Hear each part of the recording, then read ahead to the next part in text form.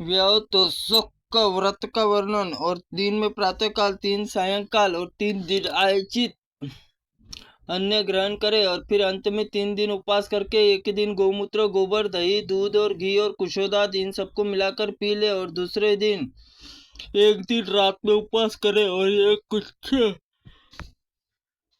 शांतपन माना गया है। शांतपन 6 द्रव्यों से पृथक पृथक 6 दिन में उपयोग करके एक दिन उपवास करके, अर्थात एक दिन गौमूत्र पीकर, दूसरे दिन गोबर खाकर, तीसरे दिन दूध पीकर, चौथे दिन दही खाकर, पांचवें दिन दूध पीकर, छठे दिन कुश जल पीकर, सातवें दिन एक रात का उपवास करके, और सप्ताह में हुआ कृच्छ व्रत महासंतपन कहा गया है।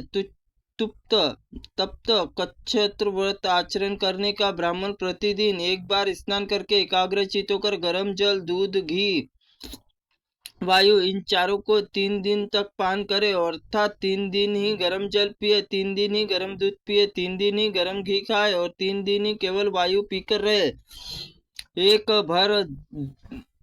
भर दूध, 2 भर घी और 1 भर जल ग्रहण करना, इसकी को तप्त कृच्छ कुच्छ कहा गया है। गौमूत्र के साथ यौवन भोजन करता है, शरीर शुद्धि करने वाला यह एक ही कुछ कहा गया है। दोनों हाथों में उत्तान करके दिन वायु पान करके तथा रात में तब तक पानी में खड़ा रहे जब तक प्रातः काल न हो जाए। यह प्राजापत्य व्रत के समान माना गया है। कृष्ण पक्ष 1 ग्रास भोजन घटावे, शुक्ल पक्ष में 1 ग्रास बढ़ावे, प्रतिदिन तीनों समय स्नान करे। चंद्रायन व्रत कहा गया है, अथवा इससे पहले शुक्ल पक्ष प्रतिदिन 1 ग्रास बढ़ाए और कृष्ण पक्ष नित्य 1 ग्रास घटाए। अमावस्या बिल्कुल भोजन न करे, यह चंद्रायन व्रत विधि है। ब्राह्मण एकाग्रचित होकर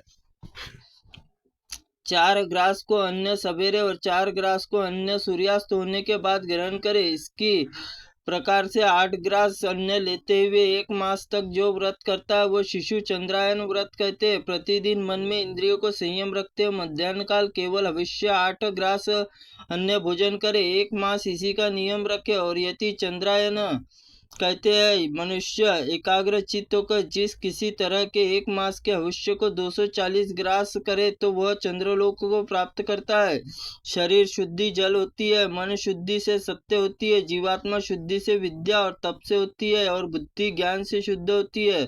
वह ज्ञान मनुष्य को काशी सेवन से प्राप्त होता है। काशी सेवन से भगवान विश्वनाथ करुणा उदय होता है, उसी महान अभियुद्ध की प्राप्ति होती है। कर्म बंधन उन्मूलन करके समर्थ अंत में काशी प्रयत्न पूर्वक स्नान, दाप, तप, दम, तप, जप, व्रत, पुराण श्रवण, धर्म स्त्रोत मार्ग में सेवन करना चाहिए। प्रतिदिन प्रतिक्षण विश्वनाथ जी के चरणों में चिंतन करके जिस समय शिवलिंग पूजन, स्थापना, साधु पुरुषों के वार्तालाप, संभाषण, शिव शिव इस मंत्र का जप करके अति सत्कार, तीर्थ निवासियों में मैत्री, असी तक बुद्धि, विनय, मान अपमान, समान बुद्धि, किसी वस्तु की इच्छा न होना, उड़नता का अभाव, राग देश शून्यता, हिंसा, अप्रतिग्रह और दयापूर्ण बुद्धि, दंभ, ईर्ष्या, अभाव, बिना मांगे प्राप्त हुआ धन अंगीकार करना चाहिए। लोभ और आलस्य का अभाव, कठोरता त्याग करके कभी भी दैन्य भाव का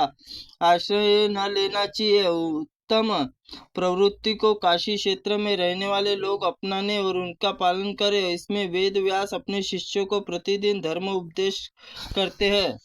त्रुटिपूर्ण वाक्य के लिए भगवंत आप क्षमा करें। ओम नमः शिवाय नमः। ओम स्कंद पुराणाय नमः।